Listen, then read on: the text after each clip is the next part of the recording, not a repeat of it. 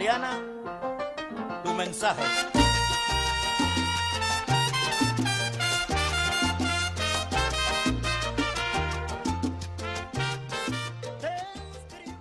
So how does it feel coming back, seeing all these players in the Dominican national team?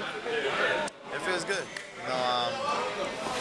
Just me being in the NBA, I don't really get to talk to them that much. So now that I get a chance, I would like to sit down with them, go eat with them. So I like to have fun with them. What are your hopes for this program? I know for Dominican national team wasn't able to make it to the Olympics, and what do you hope that they will achieve this year? Well, this program right here, it's got a lot of young talent. So I wanted to a lot of them get to the NBA, be a professional. For us in the team, it's all about us. We got to play as a team over there, and I hope we can make it to the Olympics. We only got 2 places. The first 2 places, that's the one that's going to go to the Olympics. So we got to work hard this summer. How has this experience been for you for coming back from the NBA and seeing all these kids that really want to work hard and really get to where you are?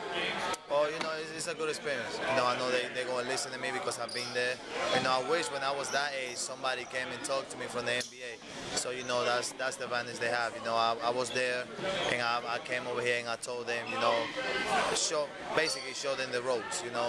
Just tell them, just listen to the right people, stay with the family, and that's going to be the important thing in their career. Now, what is your role going to be in, if any, with the Dominican national team? How would you like to go and help?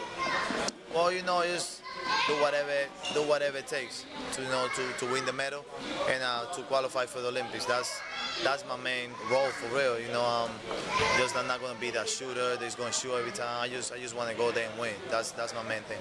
And what message do you have for the kids and any other players who really want to play on the national team, even for any other country? Well, for the kids, stay off the streets.